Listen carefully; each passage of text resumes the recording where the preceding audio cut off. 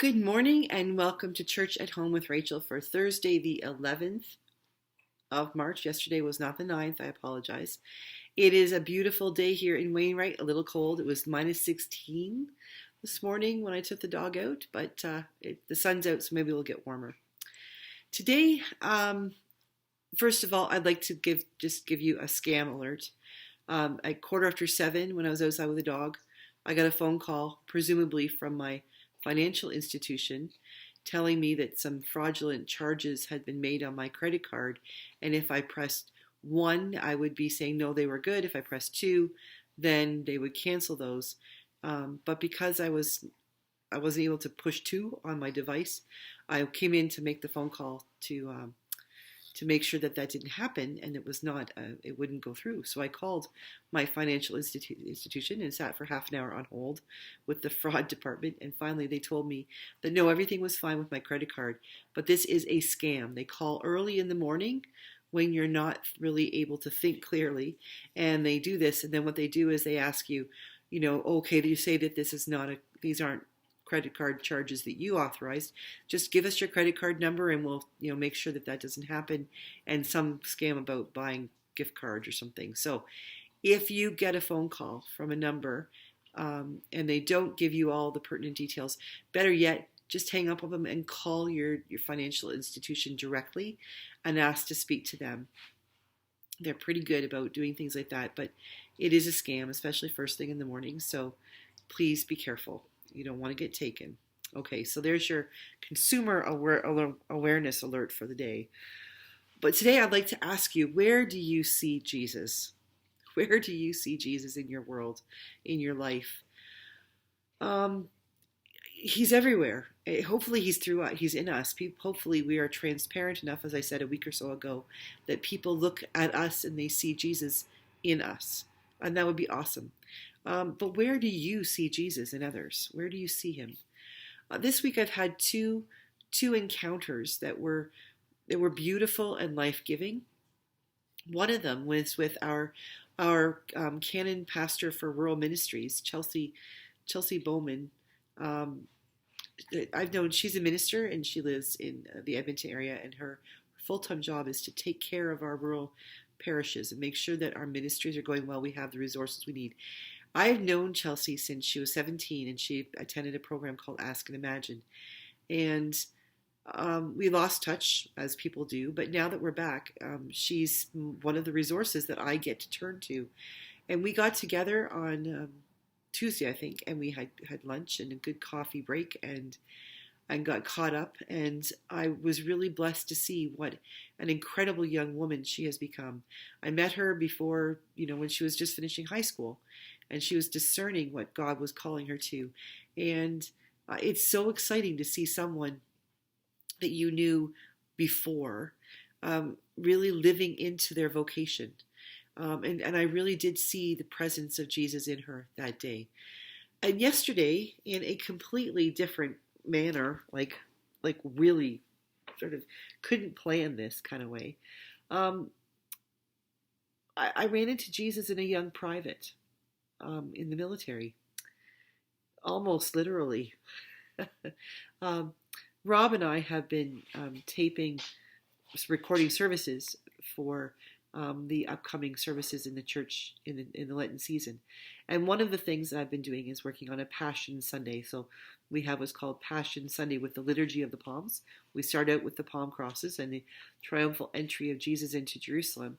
And then we continue on the rest of the service with the Passion, heading us into Holy Week, Maundy Thursday, Good Friday, then the Holy Easter Vigil on Saturday evening. On Holy Saturday, when we celebrate Easter and the new light, the Christ candle, and all of those things.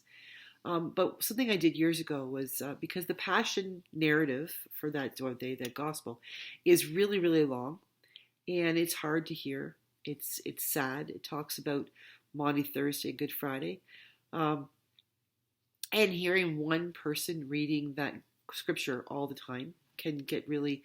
It's hard sometimes to hear it when you've heard it so many times.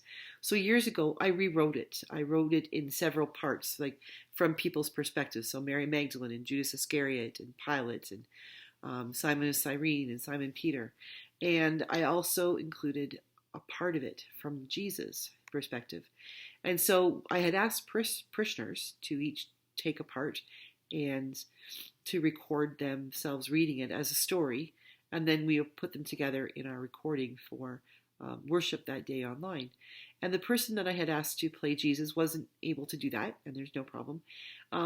But in that, I think God was working, because yesterday I was at the chapel for something else, and Rob came up with the idea of asking a young private named Brandon, thinking of someone else, he asked Brandon if he would sit in and read the passage, this piece of literature, because it's not true, it's a story. And I don't think Brandon is necessarily Christian. I don't know if he's not, but he asks really great questions, and we have very good conversations when I see him. But he's a young man. He's dedicated himself to serving in the Canadian Armed Forces, and he's a gentle soul with a discerning mind and a very, very, very sharp intellect. And he sat down and he read this story that I had written, and he said, yep, he would record this. And so you will see him, if you tune in for our Passion Sunday service, you will see Brandon reading the part of Jesus. What's interesting is this is a person I think probably doesn't know a whole lot about Jesus. And he got up there and he read this part so beautifully. He was nervous being recorded, and he hadn't really seen this thing for more than the script for more than maybe 5 minutes. And he wanted to do such a good job. Sort of Rob is his boss. So he wanted to do a good job for Rob, I think. But I think it's just in him to do a good job anyway for who he is. He stumbled a couple times and made a couple mistakes, but that made it all the more real. His nerves really sort of spoke through the words that Jesus is saying in this narrative. And it got me thinking about the willingness of our young people and not so young people in our Canadian Armed Forces who are willing to put on the uniform to do something greater than what they could do on their own, because they're doing it with a community of people who are serving together for one purpose. And the fact is, it's not very far in our past when over 150 of our young people put on that uniform and never came home. They made that ultimate sacrifice.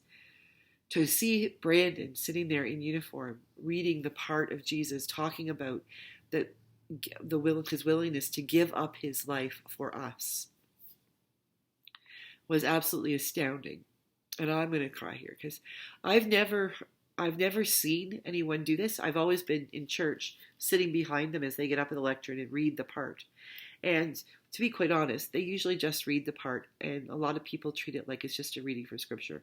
Not very often have people really read it as a dramatic reading, as it was intended to be.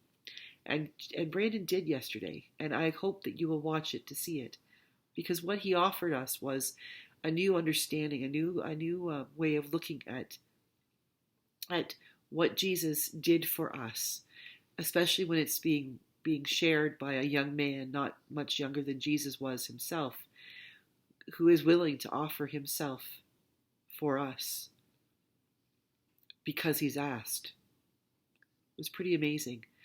I saw Jesus in Brandon as he was reading this part, but I also saw in him that willingness to take on something new, that willingness to do something for someone else. And that was very important and very powerful for me to see that.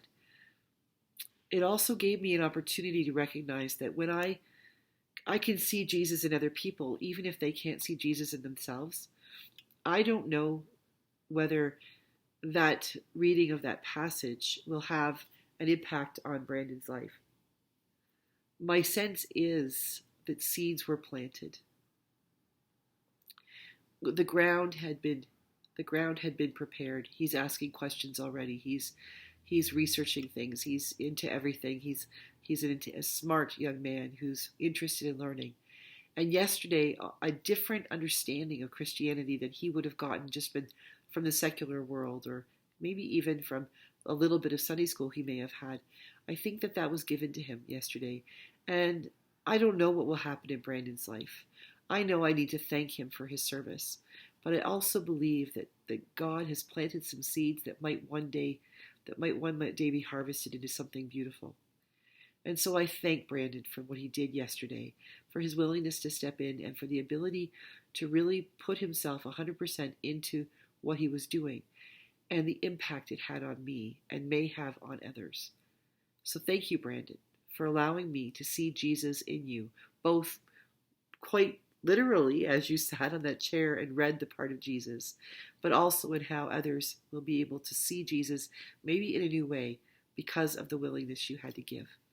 So today I invite you to go out and look for Jesus in other people. Where do you see him present in your life?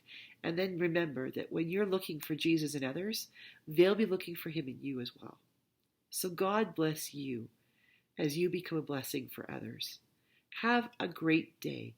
Have a wonderful day. Stay warm if you go outside. Wear your mask. Get your vaccine when you can. And know that together we will go through this pandemic. We will become the people that God is calling us to become on the other side. And we will be a blessing to our world. Have a wonderful day, everybody. And God bless you. I will see you tomorrow for Church at Home with Rachael.